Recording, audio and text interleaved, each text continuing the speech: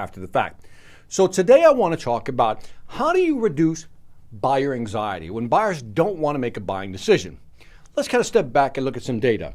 I first came across this data when I was reading data from a company called Corporate Visions, and then I saw the data also when a company called Tether in their book, The Jolt Effect, wrote about these data points that I want to share with you. Did you know, based on a cross-sectional study, average study of different companies, did you know on average you will close 40% of your deals, depending on your market, right? It could be higher or lower, but on average, 40%, which means you will lose 60% of your deals, right? You're losing 60% of your deals. Where did that 60% go? Well, what they discovered is that 20% of that went to your competitor, your competition. But that begs the question, what happened to the other 40%? The big answer, it went to no decision. In other words, they decided not to buy. Maybe next month, maybe next quarter. Right now, we'll reevaluate it. We'll look at it down the road. So in other words, no decision was made. Now, if you look at this information, something fascinating should pop out at you. That your real competition when it comes to losing deals isn't your competition. The real competition is no decision. You're losing more business to no decision than to competitors. So the question then becomes, why do people not make a buying decision? That's what I want to explore with you today. Now, let's talk about no decision. And the question then becomes, how do you reduce buyer anxiety? How do you make them feel more comfortable with your product or service? Let's get into it.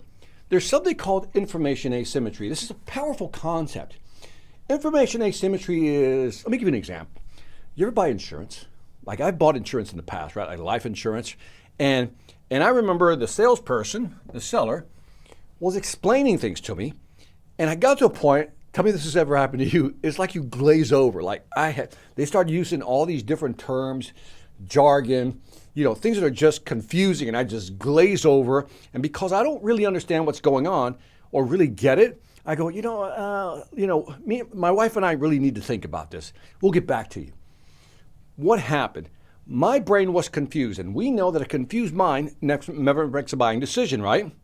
But if you want to look at this visually, I want you to look at this right here, this graph. Here's information, right? The seller has this much information about the insurance industry. I'm the buyer. This is how much I know from an information standpoint about the insurance industry. And this gap right here, this gap we see right here, this is where the asymmetry happens. In other words, that person, the salesperson, knows a lot. I don't know anything. And because this gap in knowledge and understanding exists, there's information asymmetry, which means if I don't understand because there's a gap, I'm not going to make a decision because I'm not sure. I was like, let me think about it. Let me get back to you, right? So when information asymmetry exists, you're not going to make a buying decision because you don't know enough. You don't trust yourself to make the buying decision. So what we need to do as sellers is to do several things, really two big things. One is we need to simplify the information and also educate the buyer, and now we close that symmetry gap and the person is more likely to make a buying decision. So how do we do that? How do we close that gap? That's what we're going to talk about right now. I got 4 ways that you can do it. I came up with this acronym, SAVE. How do you save the sale, right? So the first way of simplifying stuff is first to look at what I call the gunning fog index. Now, I've shown this before, but let me go full screen and explain. The gunning fog index is a measure of how complicated verbiage is. So for example, here we have this example right here. I pasted that in there and read that. Our goal, this is a company, right?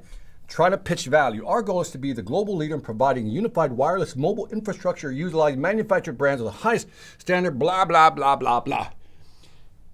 You go into the gunning fog index, you paste that in there, that text, and it will then give you a score, right? In other words, how complicated is this subject matter? Now, the number to notice here is this right here. This has a gunning fog index of 22. What does that mean? If it's a 1, it's aimed at first graders. If it's a 2, it's aimed at third graders. It has an 8 score, that's for 8th graders. You get the idea. When you get to 12, well, that's a high school graduate, right? When you get to 16, well, that's somebody with a bachelor's degree. When you start getting to 22, now you're looking at maybe a master's degree or maybe even a beginning PhD. This has a 22, which means it's not simple. Did you know that the average reading level here in the United States is between 7th and 8th grade? 7th and 8th grade, that's the average, right? So in other words, a 22, which means I need to have a master's or a PhD to understand this content, really fully understand it, is what I'll need. But the majority of people probably don't have that. So what you have to do is simplify the language. Now, what I did was, I went over to ChatGPT. Let me go back one. So what I did, by the way, if you want to do this, it's kind of cool.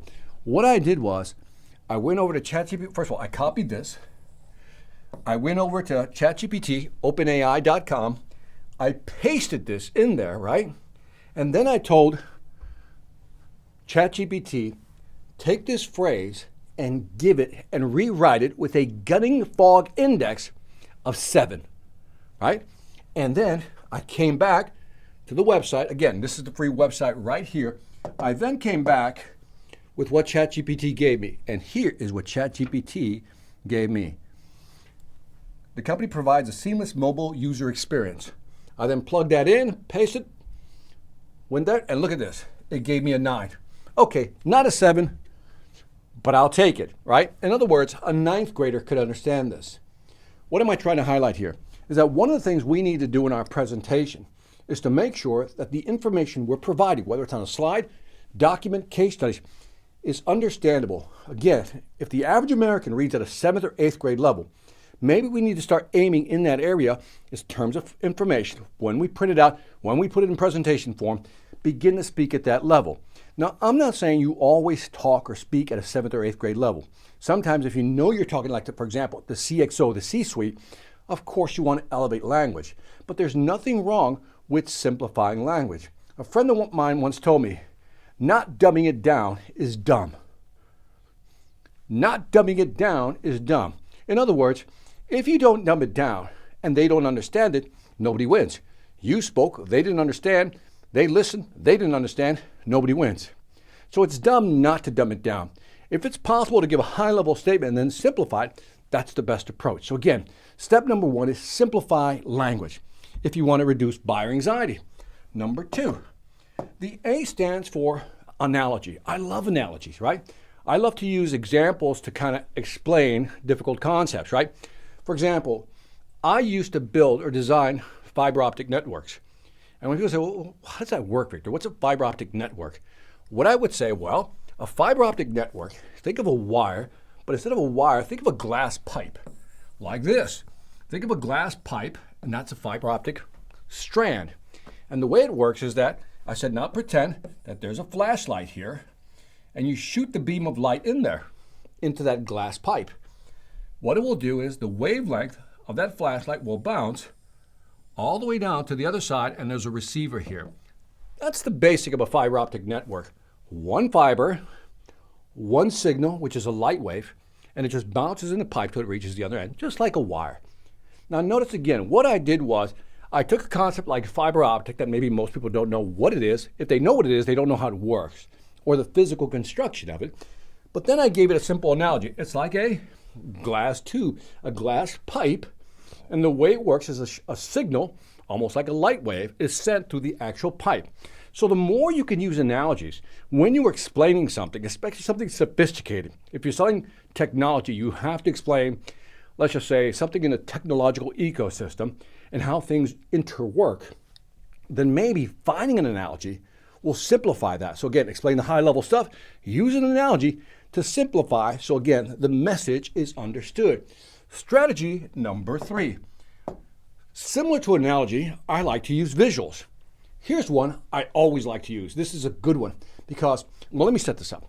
Imagine for a moment that I am an energy efficiency company. In other words, what I do is I go into houses like yours, and what I'll do is I'll examine everything within your house that has to do with energy efficiencies. I'll look at your HVAC system, your venting system, central air, whatever it may be. I'll look at your doors, your windows. I'll look at the jambs to make sure they're tight. The seals on the windows are tight. I'll do all that. And then what I'll do is I'll present you with a list of all these improvements. So for example, if I'm talking to Mary, Mary's the homeowner. I said, Mary, after reviewing your house, here's a list of items that I found that we can actually work on to improve your energy efficiency. And then I would try to sell Mary my services. When I listed out all the places I can improve energy, I closed about 15% of the deals. That's it. 15% of the deals were closed. But then in this study, they did something interesting. Again, the same thing, but this time they used a visual. Here's what they did. They went into Mary's house, looked at everything, had the list on the clipboard of everything that they could improve on. But this time they gave it a twist. They said, Mary, I found all these places we can improve energy. In other words, all these energy inefficiencies throughout the house that we can fix. And then they said something like this, Mary, if you were to add up all these energy inefficiencies, that would be the equivalent of having a hole the size of a basketball in your wall. Now, if you had a hole that big, Mary, wouldn't you want to fix it? Guess what happened? Close rate goes up to 61% from 15. Incredible. So what happened? In the first part, the person just talked about all the energy inefficiencies. In the second part, the person said, that's the equivalent, here's the visual, of having a hole the size of a basketball in your wall. And if you had a hole that big, wouldn't you want to fix it? So that's the power of using visuals. You can increase your close rate when you make it impactful for the client. So again, there's several ways we can reduce anxiety. One, simplify the message, right?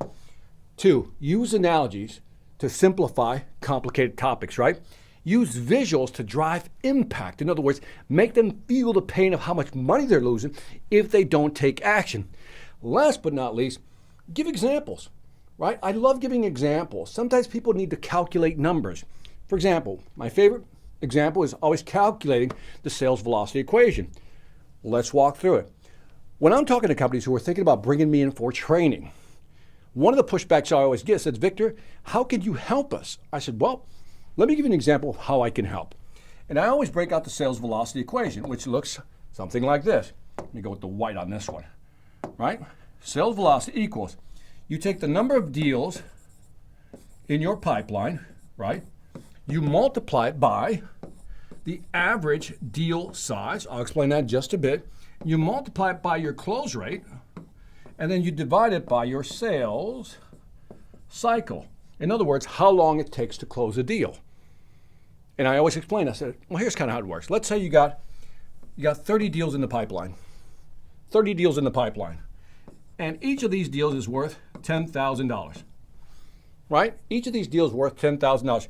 Your close rate, let's say on average, is 40%, which is 0.40. And it takes you 1 month to close those deals on average. Now, if you multiply this out, 30 times 10,000, I believe that's 300,000. 300,000 times 0.4, I think it's 120,000. If I have my math right, 120,000 divided by 1. So my sales velocity is 120K per month, right? That's my sales velocity if I multiplied correctly. Check me on that, right? So then what I tell customers is I give them this example and say, here's how you can calculate your sales velocity. Now, I also then add, if I can increase this number by 10%, in other words, help you get more deals in the pipeline by 10%, I bring this number up to 33. If I can help you upsell, cross-sell, and increase the average deal size by 10% again, now it's $11,000. And if I can help you increase your close rate by 10% again, that'll bring it to 44%, 0.44. And if I can reduce your sales cycle by 10%, let's say if it's 30 days, it's now 27, or 1 month, which is 30 days. This makes this 27 days.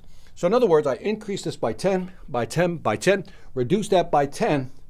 If you run the numbers, you'll increase your sales by 47%, right? You can run the numbers. So again, what did I just do here? I use this to kind of walk through numbers on what sales velocity is giving them examples on how they can improve. In other words, if we can improve this by 10%, reduce this by 10%, your average sales, your velocity will go up by 47%. That's huge. You could do this with total cost of ownership. You want to calculate break-even points, return on investments, different metrics. By using these numbers, these examples of numbers, you can actually persuade a customer to move forward. If I can calculate return on investment and you'll look at it, I like that number, you're more likely to buy in. What am I doing? Reducing anxiety. If I calculate break-even point, what is break-even point? I invested $10,000. How fast will I get that $10,000 back, Victor? Well, let me run numbers for you. Within 3 months, you'll hit break-even. Everything after that, it's profitable. All I'm doing is using numbers via examples to basically reduce their anxiety so they can just kind of move forward and make the buying decision. If you do that, what you'll find is, again, eye level is buy level. This is something I learned years ago. What does that mean? Well, in the framework, information asymmetry, here's what it means. What we want to do is, here's the seller, here's you. Remember, there's ways of making things simple, right? There's ways of using analogies, ways of using visuals, right? Even examples, that all of a sudden what we want to do is increase the buyer's knowledge. And now eye level is buy level because they understand. A lot of times why people won't buy is simply because they don't understand what you're saying. That's one. Two, they don't believe that they themselves can see those results. Our job is to make it believable, whether through visuals, examples, whatever it may be. Our job is to create this eye level, buy level scenario where we educate the buyer by making things simple. Then all of a sudden we have eye level being buy level. And that is it for this quick class on how to reduce buyer anxiety.